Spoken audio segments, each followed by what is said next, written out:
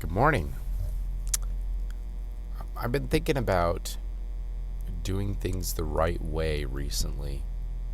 I was reading a book last night and they were talking about raising your children. And there's this idea in there about the difference between doing things the way that you think are the correct way to do it and doing things that are the correct way. And it really doesn't matter what you think about stuff, because what the book was talking about is when you're being raised as a child, your parents didn't necessarily do it the right way, and so your idea of what parenting is not necessarily correct. And there are ways of raising your child that have been tried and tested for thousands of years, because people have been raising children for a really long time.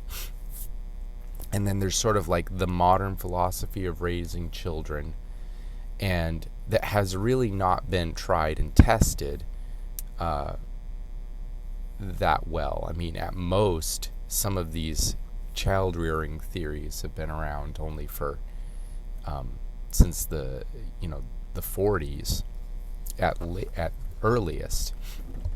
So is it really good to judge the methodologies of raising children when they don't have that long of a track record? And regardless of what you think about raising children, or even if you have any kids, some of these concepts I think that they can be pretty applicable to the way that you code. There are things that have been tried and tested over long periods of time that have been proven to work and have stood the test of time. And there are methods that are kind of new and they're new and they seem like a good idea, but they really haven't been tested in the real world. Another example of that is I was listening to the guy who wrote the book Building a Second Brain, and he was talking about the note-taking apps that he uses, and he says he uses Evernote, and he said, yeah, I know that there are newer, better note-taking apps than Evernote these days, but this one's been around for 10 years, and the chances that it's just going to disappear overnight are pretty slim, where some of these other things, they haven't really been tested yet. And with his philosophy, he needs to be able to rely on something 100% in order to because he's going to build his whole life around it.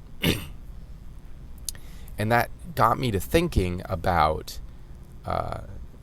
different programming languages and how PHP has been around for a really long time, relatively speaking, compared to a lot of programming languages. And it has really stood the test of time. And it's not necessarily, quote unquote, the best programming language per se, but it does have a history behind it. You can rely on it, and it's solid. And that's the same thing that we talk about work. At my work, we have systems in place, and the systems, they're not perfect, but they are systems, and everybody agrees on what the systems are, and they work because of the unanimous agreement, not because of the perfectness of the system. And I think that systems, a lot of times, they fall into this area where I mean, if you were to invent the perfect system, probably nobody would use it because it's too difficult to use. But on the other hand, if you have no system at all, everything goes into chaos. And so I think a lot of systems, they come to this middle ground, effective systems, they come to this middle ground where they're not technically perfect, but everybody is able to use them.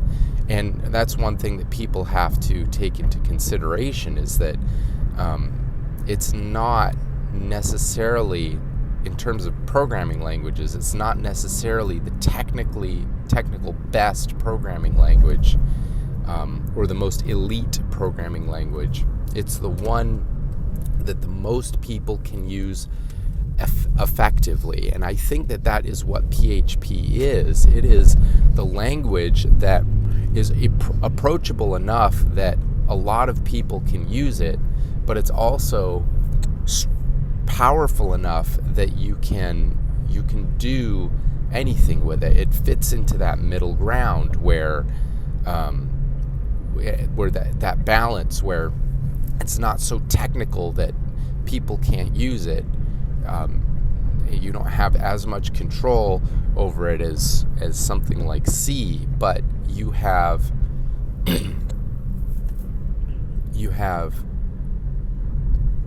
enough control that you can get basically anything that you would realistically need to get done.